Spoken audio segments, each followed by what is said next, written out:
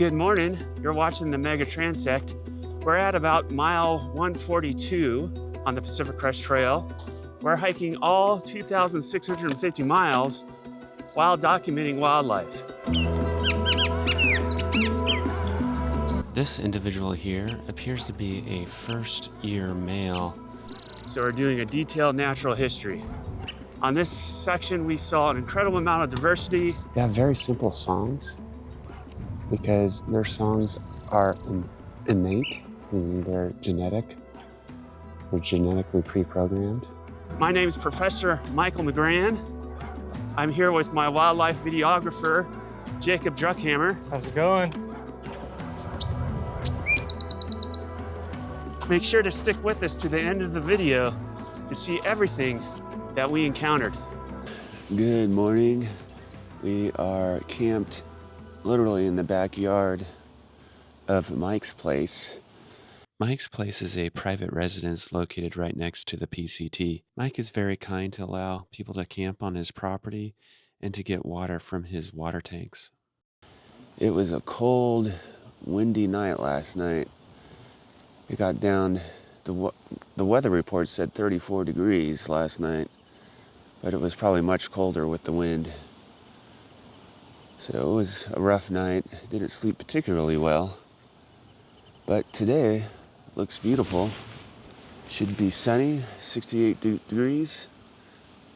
Mike's place is on this saddle, so all the winds just kind of whip across this saddle here. We just had a storm yesterday. We had a lot of rain the past couple of days. And so the winds are kind of remnants of the storm going through. How are you feeling this morning? Cold. Cold. Should be a nice day for hiking. 68 degrees is the weather report, sunny. We'll see what we find today. It says, "Welcome, class of 2025. I guess the class of 2025 didn't do so well. So Ash-throated Flycatchers are a relatively large flycatcher.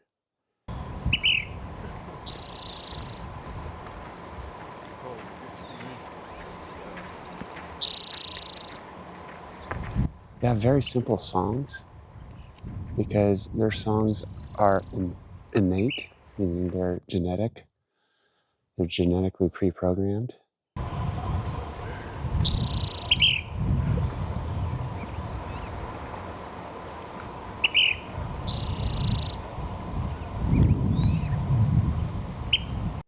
Jacob's filming one right here. There's one singing on this, looks like a scrub oak perhaps.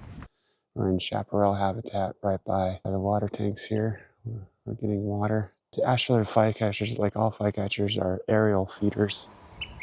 But he seems to just be roosting there, singing, perhaps defending his territory.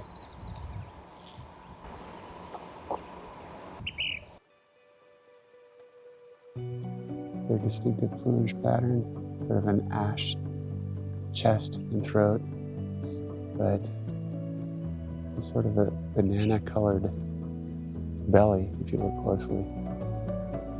Beautiful bird up close. Fairly common along the PCT in Southern California. So we have a Bullock's Oriole here as well. Typically I associate Bullock's Oriole with more wooded, more mature trees, and we're kind of mostly in Chaparral. This individual here appears to be a first-year male. The plumage pattern and coloration on this juvenile bird isn't fully developed. An adult male would have a much greater degree of orange covering the flanks, the belly, and the breast. All the mature trees around Mike's place, which is attracting a lot more bird diversity here. So you have the combination of the chaparral, the dense shrublands surrounding this pocket of mature trees right there. Striking bird, orange and black plumage. Very distinctive song as well.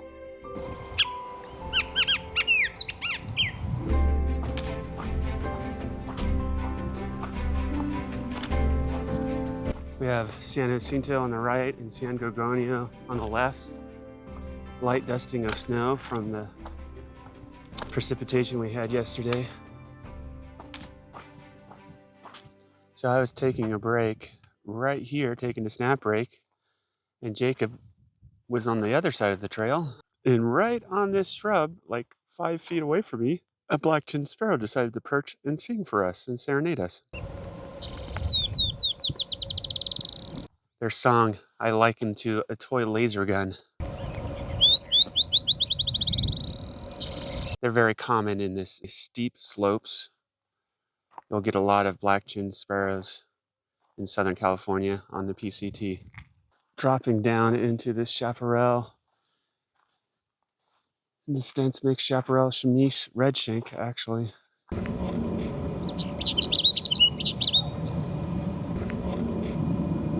I heard Bell's sage sparrow, which is now called Bell's sparrow. They were once considered different subspecies.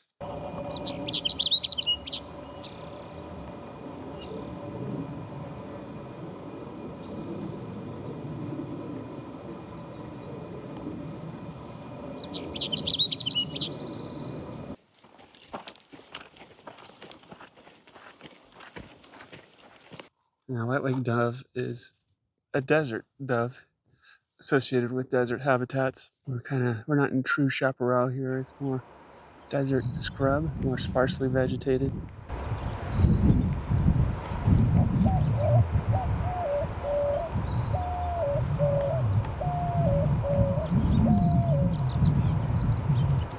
White-winged dove has a really neat vocalization song, perhaps similar to a mourning dove, but not as mournful sounding.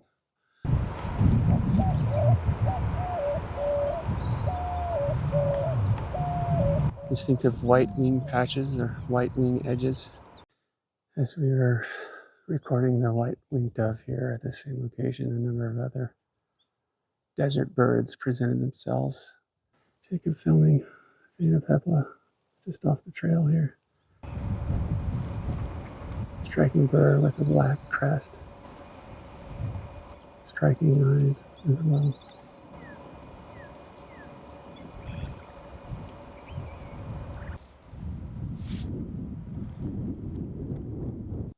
Pushed it hard today. We need to cover some distance, but remarkably, we've been very productive. The sun is setting in the background.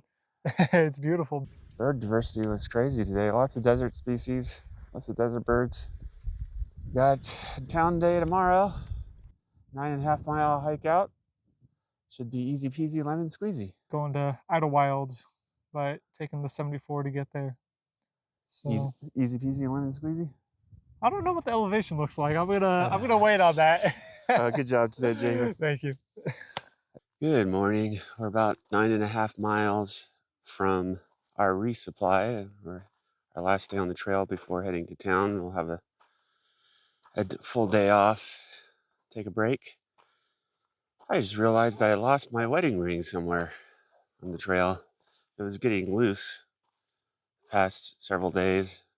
I know it's because I'm losing weight or something, but it fell off somewhere.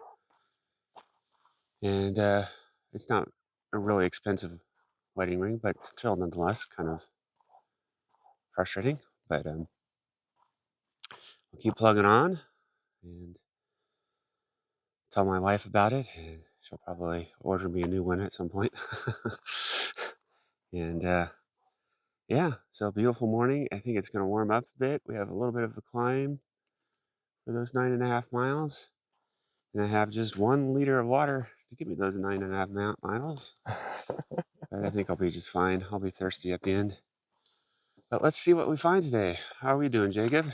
Got my liquid IV in my water bottle, and this is all the water I have left. So yeah, we're on a liter and a third or 2/3 maybe.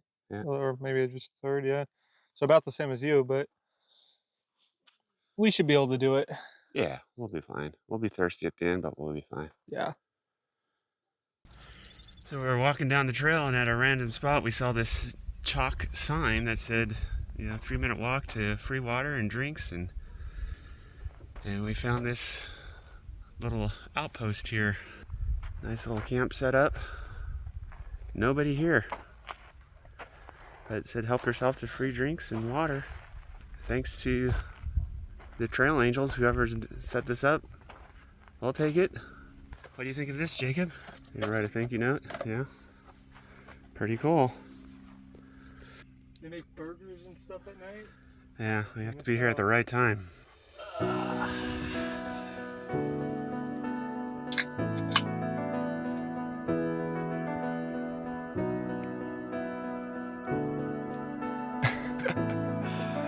Thank you, trail angels.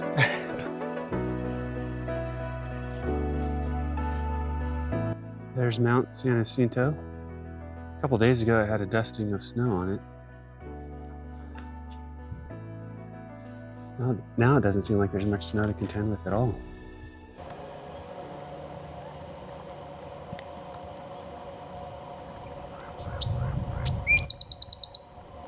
So Bewick's Wren can be a shy bird. Tends to like the cover of the Chaparral. A ubiquitous species in Chaparral. There he is right there on that bare branch.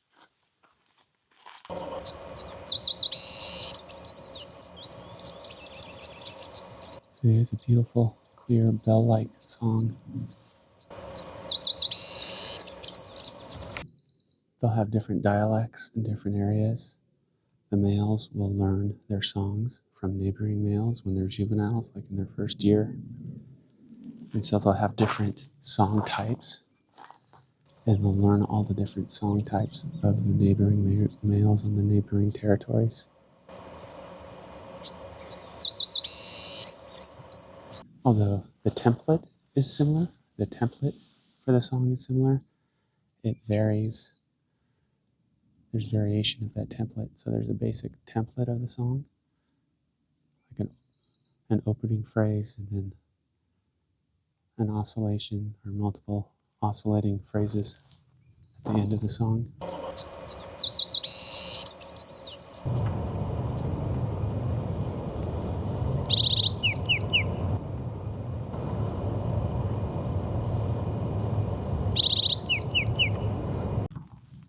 But there's variation in that. It's not all exactly the same.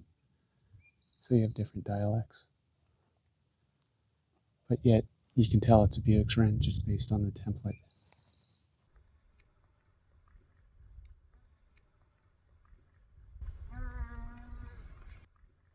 Jacob and I are sitting in the shade here, taking a break, snack break, and I spilled my corn nuts. That makes me sad. We got to see this little honeybee very diligently pollinating the Chamise family right next to the trail. That made me happy.